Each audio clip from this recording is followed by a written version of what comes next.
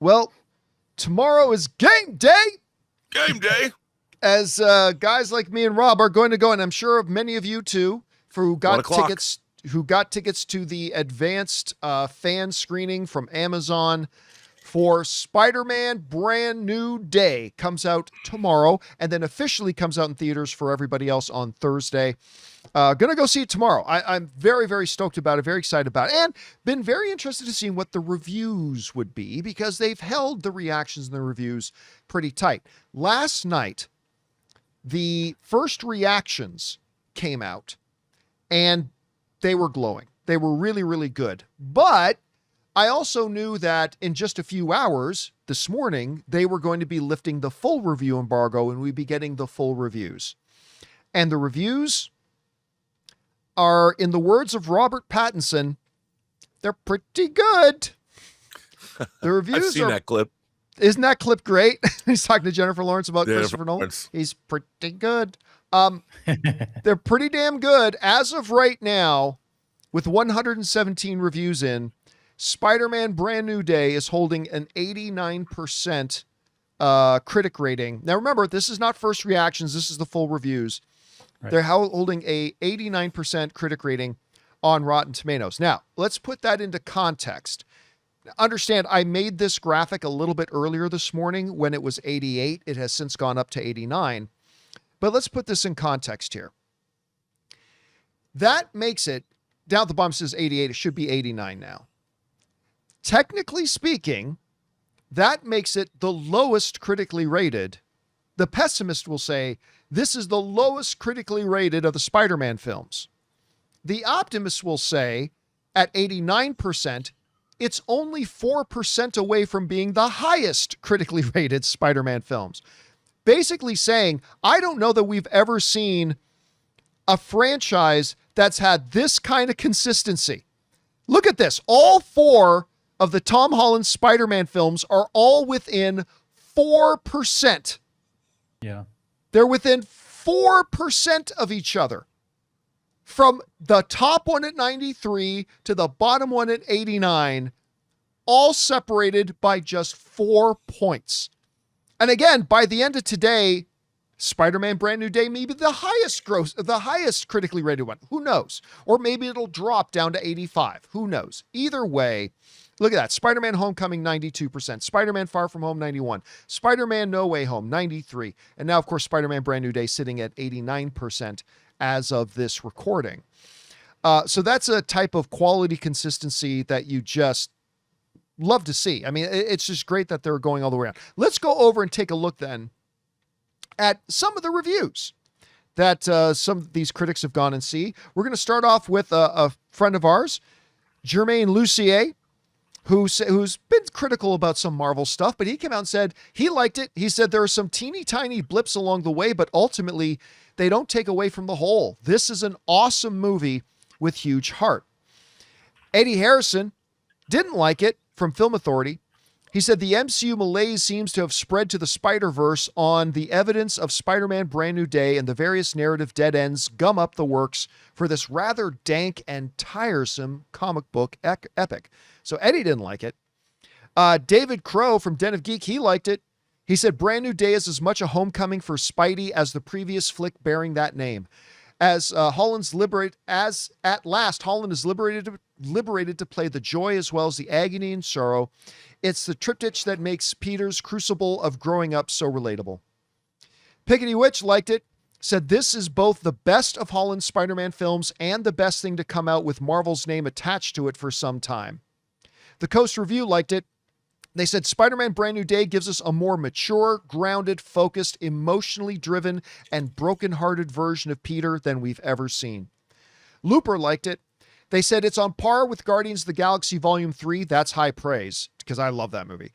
In the top tier of post-Avengers Endgame Marvel movies. And it's my favorite live-action Spider-Man movie since Sam Raimi's Spider-Man 2, all the way back to 2004. Blu-ray.com liked it. They said Cretton nails the most important parts of the offering, and he manages to get everything upright again as Spider-Man figures out the next phase of his heroism and his own spidery self. Silver Screen Riot liked it. They said, although the bar has been impractically low since Avengers Endgame, the Spider-Man brand remains the MCU's sturdiest tentpole, and Spider-Man Brand New Day is the best thing the studio has delivered since, well, the last Spider-Man sequel. Fade In liked it. They said Spider-Man Brand New Day proves that sometimes the hardest battles are not fought against villains, they are fought within ourselves. Sometimes the greatest act of heroism is simply finding the strength to begin again. Things Go Pop liked it. They said the film builds an intimate, vibrant world around Peter Parker while simultaneously trusting him for the first time in the Holland era to mostly stand on his own, which is what I've been waiting for them to do for a while. Awards Buzz liked it. They said this may not be the best or most memorable of the recent Spider-Man movies, but it works well enough and, despite a handful of familiar MCU faces, stands sufficiently on its own. AV Club liked it. They wrote, it's not especially close to the majesty of Spider-Man 2 and lacks the delirious highs of Spider-Man 3. It's also pretty handily the best MCU Spider-Man movie since Homecoming. And it goes on and on. But like I said, right now it's sitting at an 89% on Rotten Tomatoes, and we'll see where that goes. And then it's going to be interesting to see what the audience scores are going to be once we get into Friday and Saturday. But it basically sounds like they delivered again. This is the Spider-Man experience. And again, when we go back and take a look at these numbers, again, it's just that word again. It's that consistency of quality that these movies seem to give, despite the fact that, remember, this is the first Spider-Man movie that does not, this first Tom Holland Spider-Man movie that does not have John Watts directing it. It's Shang-Chi and Wonder Man creator Destin Daniel Cretton who's been directing this. And it looks like a winner. And I cannot wait to go see this. Anyway, Rob, I know you've been excited about seeing this movie. We've now got not just the initial reactions, which were pretty glowing. We now have the full reviews. Again, as of this moment, it's within 4 points of being the highest rated of all the Spider-Man films. But it's pretty packed in there. What is standing out to you from the reviews that we've been reading about? Is there any points or things that are standing out to you that you find exciting, that you find concerning? Where's your expectations level right now for Spider-Man Brand New Day? Well, obviously, the thing that I wanted to see most of all about this movie is to bring back Peter Parker and make him a grounded human being. You know, and that's really what I wanted to say. I was always hoping that, you know, that they would go back and maybe even call this movie Your Friendly Neighborhood Spider-Man. I think Brand New Day is actually but they called title. The cartoon that, so the Brand New Day is a great title. But to see Tom Holland, you know, who's really shepherded this, he's talked a lot in interviews about this was the first time he had creative input into the story, which is, I think, really great for him. And as his own life has changed and now he's really grown up in this role. I mean, he was, I think, 19 or 20 when the first movie came out. To see him sort of mature into this role and make it his own. And like we all know, we've seen all kinds of apocalyptic, world-ending, booty shaking excitement. To bring this back and bring it into the real world and having Peter Parker having to deal with himself. And from what I understand, you know, these physical changes are brought on about some of his real world anxiety about what's going on in his own life. I love that idea. I mean, I love the idea that his mutations never stopped, that he was bitten by this spider, and that eventually the physicality of his condition just took a little longer than it did for, say, you know, the Spider-Man from the original Tobey Maguire Spider-Man. Obviously was always physical, but I love the fact that he's that manifestation is another thing that you have to deal with when you're getting older. You know, your body changes, your physicality changes. And I like that they're using that as a metaphor. And from what I've understood, he's great friends with John Bernthal, and to have them have their stuff and the villains. I mean, it's still a Spider-Man movie. I mean, I always read, and I understand when you're talking about an MCU film, we want certain things out of superhero films. But I feel like everybody wants every single movie to be this life-changing, perfect entertainment. And I'm always trying to look at things like, okay, did this movie serve the character of Spider-Man well? Do I enjoy delving into Spider-Man's life for the fourth time in this movie. That's what I'm looking for. And it seems like for a lot of the people that I already trust, who love genre movies and understand what comic book movies can be, they seem to like it. And it's, if you want to look at other things, like I read this, not IndieWire gave it like a C-. And I was reading this going, come on, dude. You have to, I always talk about watching movies at scale. Not every movie is Amadeus or Lawrence of Arabia. And if you're watching a Spider-Man movie, we now have a pantheon of Spider-Man movies that you can look at. And we have a pantheon of Spider-Man entertainment over the last 60 years. And we know what makes a good Spider-Man story, and we know what makes a bad Spider-Man story. So we can understand what we hope to get out of it and what the movie achieves. And by trying to turn it into something other than it is, seems to me to be fool's errand. You have to judge this on being an MCU movie and being a Spider-Man movie. And from what I see, it seems like it's going to be very enjoyable to me.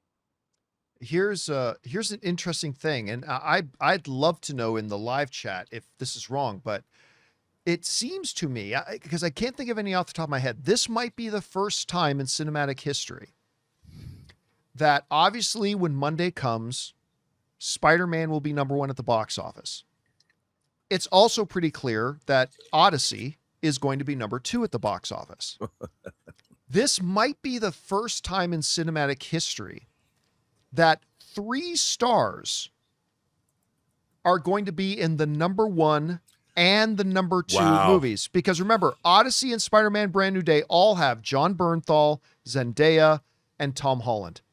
They're in both. And I don't know if that has ever happened. I'd love to know if anybody can think of another example, but I think this might be the first time ever that has happened, where the number one and the number two movie will Zendaya's be in Dune 3. And well, then Zendaya, but I mean at the same time. But at the same time, yeah. At the same time, they're going to be in that.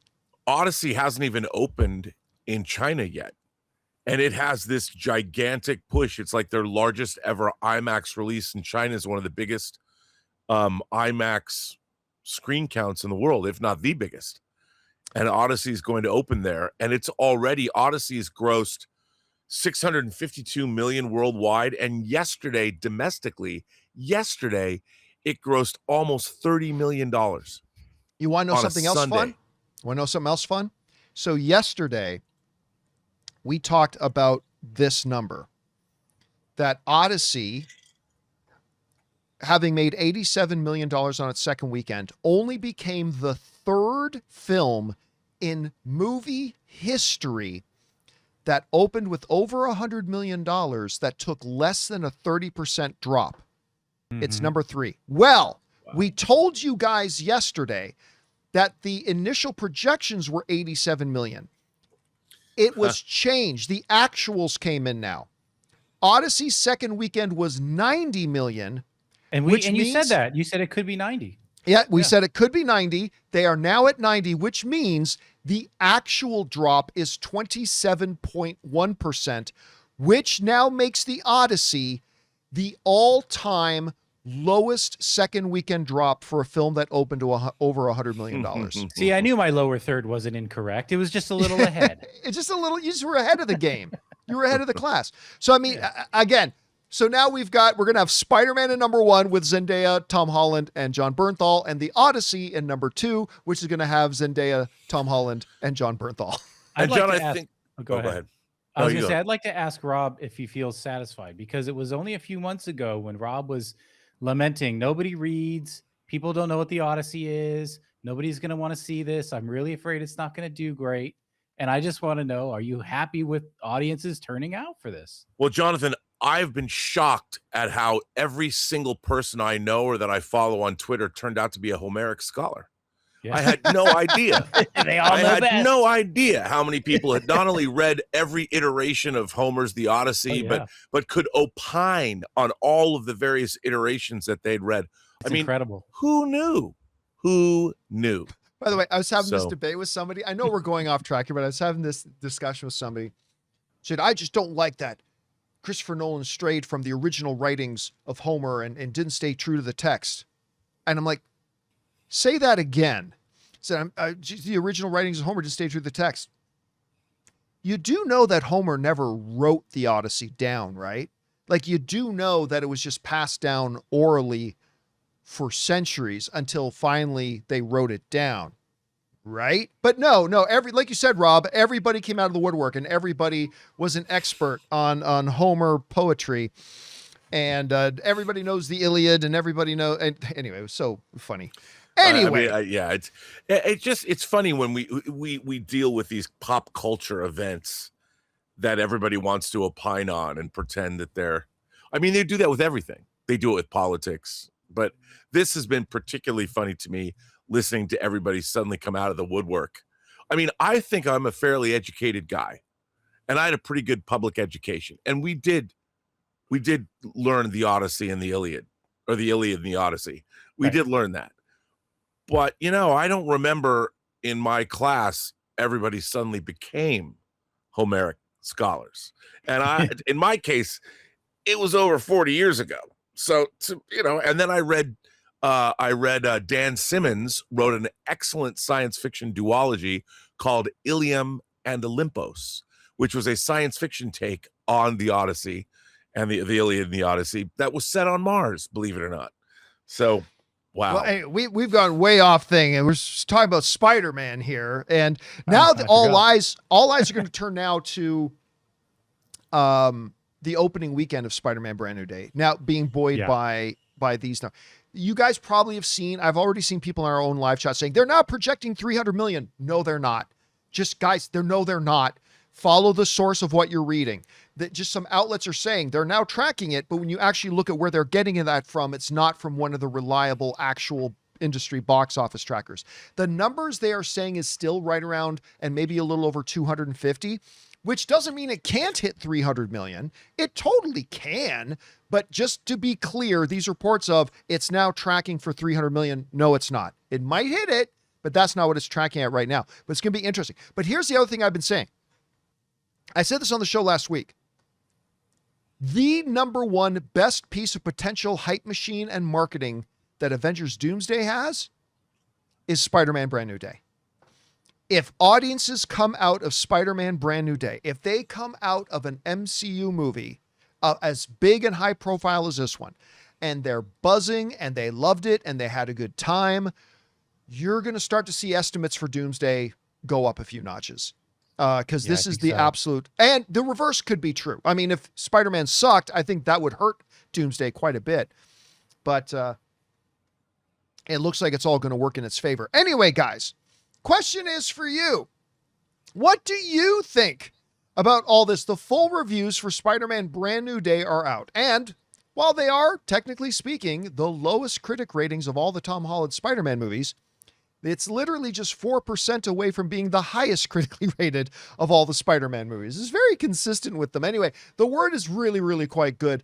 Are you excited to see it? Maybe you're not. Whatever you guys think, jump down into the comment section below and let us know your thoughts.